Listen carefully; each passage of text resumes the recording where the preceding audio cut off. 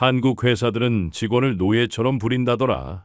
절대 가지 마. 독일 친구들이 저를 말렸습니다. 거기 가면 인생이 망가진다며 하루 12시간씩이나 일을 시키고 휴가도 못 쓴다며 말이죠. 친구들이 똑같은 말을 했습니다. 한국은 위험한 곳이라고요. 저는 한나 슈미트입니다. 30세 독일인 마케터죠. 이직을 참 많이 하긴 했지만 제일 자랑하고 싶은 건 뮌헨에서 글로벌 기업 BMW에 다니며 연봉 8만 유로, 정시퇴근, 완벽한 복지를 누렸던 경험? 그게 제 커리어 하이였습니다. 모든 독일인이 꿈꾸는 삶이었죠. 매일 아침 8시에 출근해서 오후 5시에 퇴근, 점심시간은 정확히 1시간, 휴가는 연간 30일. 모든 게 시스템화되어 있었고 예측 가능했습니다. 물론 지금은 작은 마케팅 회사에 다니고 있고 그렇게 해서 한국에 가볼 기회도 있었던 거고요. 솔직히 저도 처음엔 한국을 그렇게 생각했어요. 아시아 특유의 야근 문화, 엄격한 상하관계, 개인을 무시하는 집단주의. 독일 언론에서 본 한국은 항상 부정적이었거든요. 직장 상사가 술 마시자고 하면 거절할 수 없다. 주말에도 회사 일로 연락이 온다. 한국은 일과 삶의 균형이 전혀 없는 나라다. 이런 기사들을 수없이 봤습니다. 그런던 중 회사에서 갑작스럽게 한국으로의 출장 명령이 떨어졌어요. 한나,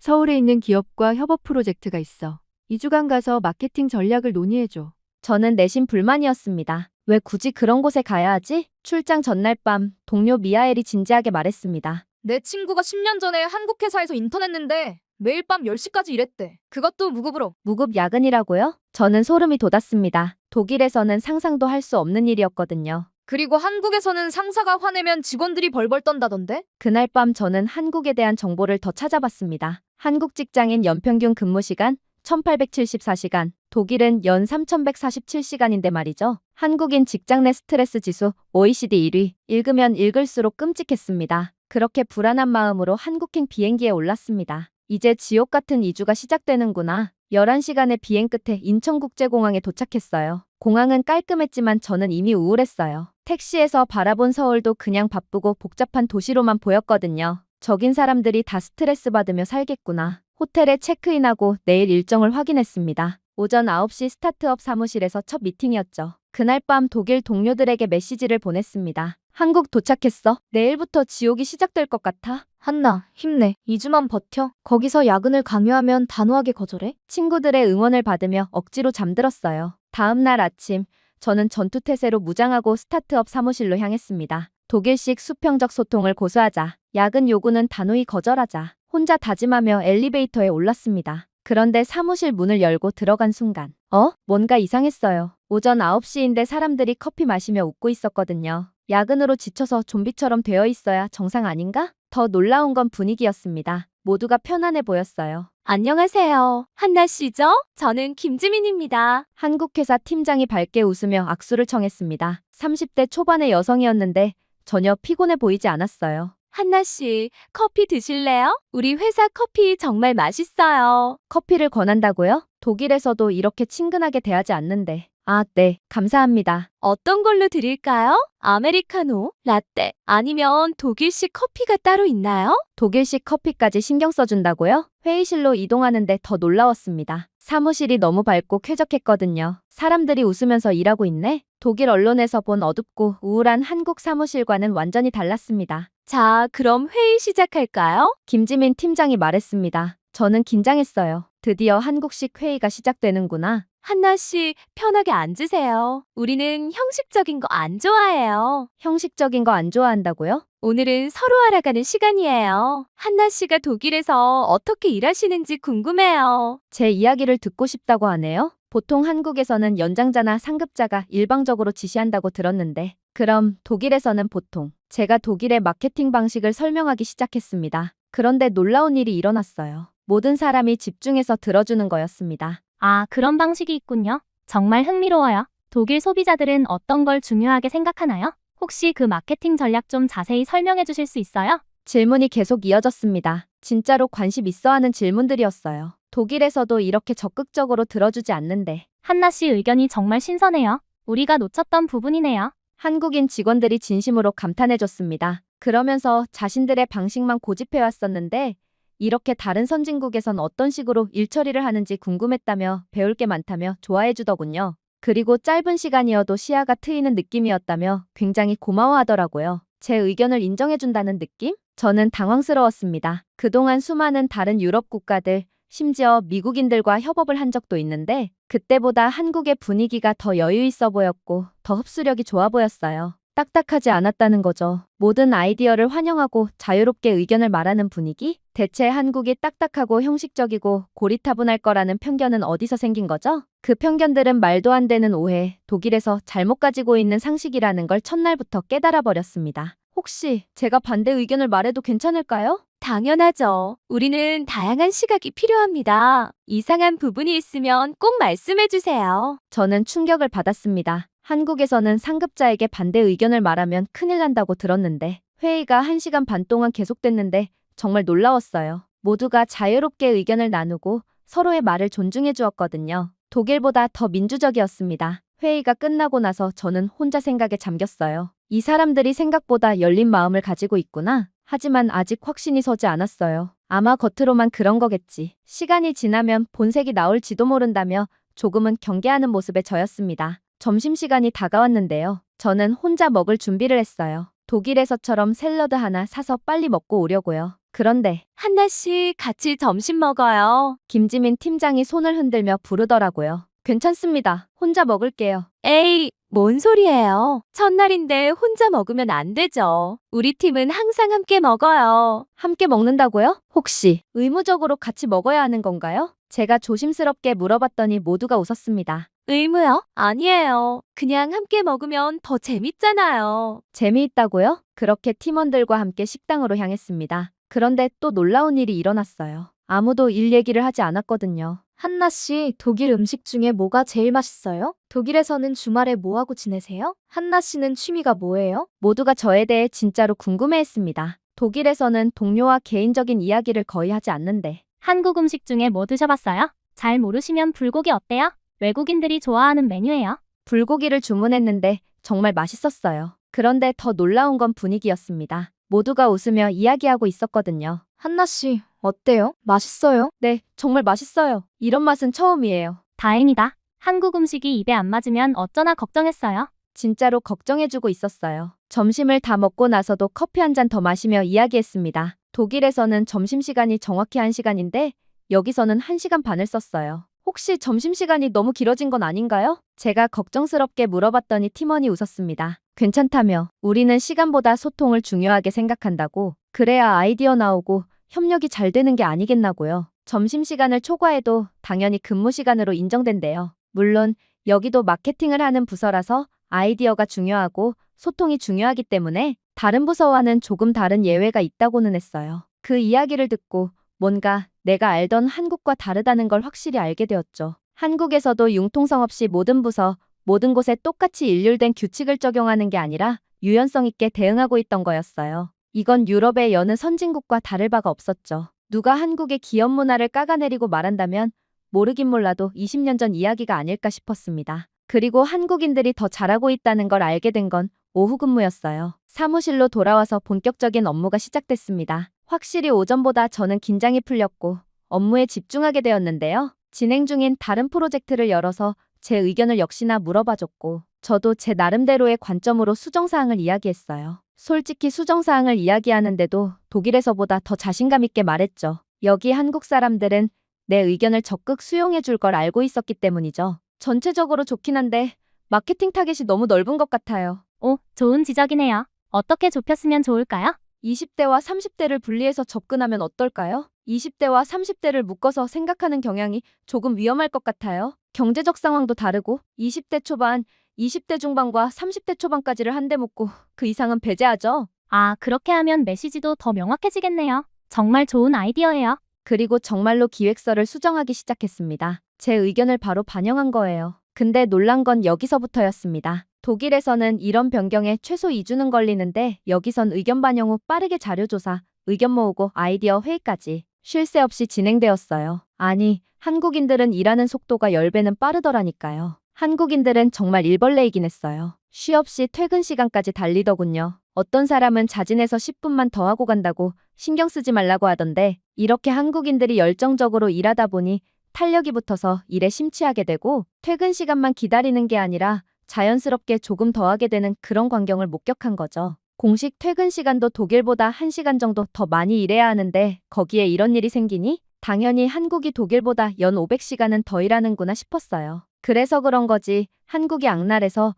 노동법이 취약해서 노동자 인권이 부족해서는 아니었다는 거죠. 호텔로 돌아가는 길에 독일 친구들에게 메시지를 보냈습니다. 오늘 첫날인데 6시에 퇴근했어. 뭐? 거짓말이지? 진짜야. 그리고 사람들이 정말 친절해. 한나, 아직 초반이야. 곧 지옥이 시작될 거야. 친구들은 여전히 믿지 않았습니다. 그날 밤 혼자 저녁을 먹으며 생각했어요. 뭔가 내가 알던 한국과 완전히 다른데? 혹시 이 회사만 특별한 건가? 둘째 날 아침, 저는 좀 더 마음을 열고 출근했습니다. 오늘은 다른 팀들이랑 협업회의가 있다며 함께 참석해달라고 했죠. 다른 팀과의 회의라니. 저는 긴장됐어요. 회의실에 들어가니 20명 정도가 앉아 있었습니다. 모두 저를 신기한 듯 바라봤어요. 안녕하세요. 독일에서 온 한나입니다. 제가 인사하자 모두가 박수를 쳤습니다. 와, 독일? 맥주의 나라네요. 가벼운 분위기로 시작한 회의, 별다를 바가 없었고 오히려 아이디어는 넘쳐났고 유능한 한국인들의 모습에 감탄하는 수가 더 많았을 뿐 더 이상 한국의 문화가 잘못되었다고 비난하지 않기로 마음먹었습니다. 그리고 악명 높았던 한국의 회식 문화, 제가 그걸 참여하게 되었는데요. 퇴근하기 전에 회식이 있다며 참여할 거냐 자연스럽게 이야기가 나오더라고요. 처음엔 그 말로만 들었던 악명 높은 회식, 퇴사를 부르는 한국이 회식, 근데 두려울 줄 알았는데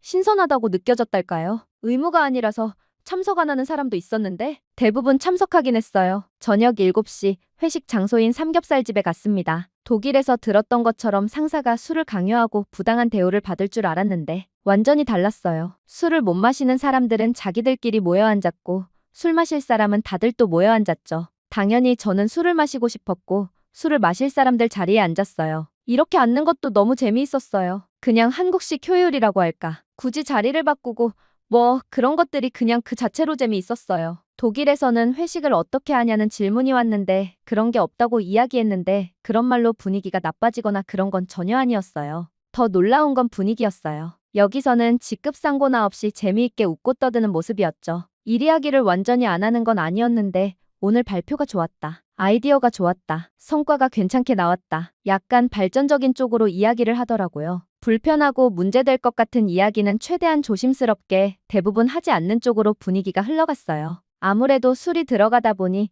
서로 더 조심하는 그런 분위기가 느껴졌거든요. 술 마시면 감정 표현도 솔직해지고 마음대로 하고 싶은 말을 다 하겠다가 아니라 솔직한 이야기를 조심스럽게 하는 편? 근데 굳이 좋은 이야기 놔두고 나쁜 이야기는 잘 하지 않는 분위기? 확실히 더 동료들끼리 친근해지는 느낌이랄까요. 특히 저한테는 한국에 짧게 체류하지만 그래도 사이에 불편하거나 해결해야 할 문제가 있으면 적극 도와주겠다고 말하는 사람들도 있었고요. 확실히 개인적으로 가까워진 느낌이었죠. 회사에서는 그런 이야기는 안 했었거든요. 회식이 끝나고 호텔로 돌아가는 길에 저는 친구들에게 영상통화를 걸었습니다. 한나, 어때? 많이 힘들지? 아니야. 오히려 독일보다 더 자유로워. 뭐라고? 그럴 리 없어. 진짜야. 사람들이 정말 따뜻하고 배려심이 많아. 한나, 혹시 세뇌당한 거 아니야? 친구들은 믿지 않았습니다. 너희가 와서 직접 봐야 할 거야. 그날 밤 저는 깊은 생각에 잠겼습니다. 솔직히 한국의 매력에 빠지다 못해 완전히 한국이 사랑스러워졌거든요. 솔직히 해외 출장 가서 다른 회사에서 일을 해야 하는 경우에는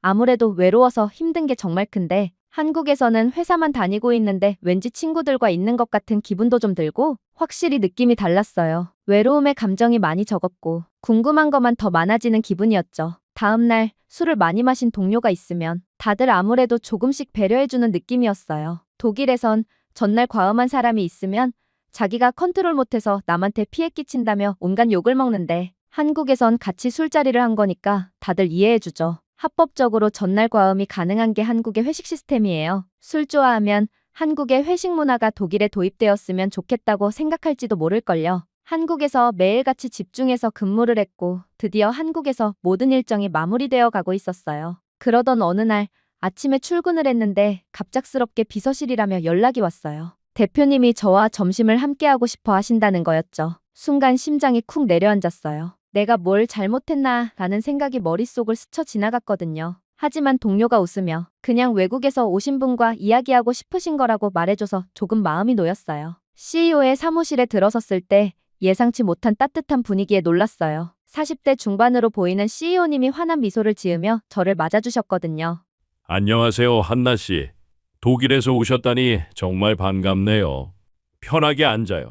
웃으며 자리를 권하시는데 그 친근한 목소리에 긴장이 살짝 풀렸어요. 솔직히 말해서 이렇게 스스럼 없는 분위기를 전혀 예상하지 못했죠. 한국 회사라고 하면 딱딱하고 격식을 차릴 거라 생각했는데 그것도 제 편견이었던 거죠. 대화는 자연스럽게 회사에 대한 이야기로 흘러갔어요. 대표님이 우리 회사가 어떻냐 물었고 저는 잠시 고민하다가 솔직하게 답했어요. 정말 놀랐던 것들 말했죠. 제가 독일에서 들었던 한국 회사와는 완전히 다르다며. 사실 독일에서는 한국 직장이 야근이 많고 상하 관계가 엄격하다고 들었지만 그런데 이곳은 전혀 그렇지 않았다고 말이죠. 오히려 자유롭고 활기찬 분위기가 인상 깊었으며 동료들과의 대화도 편안했고 아이디어를 나누는 과정이 정말 자연스러웠다고 했고 그동안 다녔던 다른 나라 출장보다 가장 만족했고 외롭지도 않았다고 대답했습니다. 한국인 대표님은 제 말에 껄껄 웃으시며 말씀하셨어요.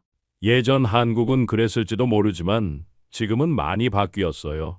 특히 요즘엔 더 수평적이고 직원들의 행복을 중요하게 생각합니다. 그 말에 저도 고개를 끄덕였어요. 그 순간 이 회사가 단순한 직장이 아니라 무언가 새로운 것을 만들어가는 곳이라는 느낌이 강하게 들었어요. 그리고 대화는 자연스럽게 계속해서 흘러갔어요. 한국의 빠른 변화, 스타트업 문화, 그리고 글로벌 시장에 대한 이야기까지 주제가 끊이지 않았어요. 그러던 중 대표님이 갑자기 진지한 표정으로 말씀하셨어요. 한나 씨, 우리 회사에서 계속 일할 생각 없어요? 순간 귀를 의심했죠. 네? 한나 씨 같은 독일식 관점이 우리 회사에 꼭 필요해요.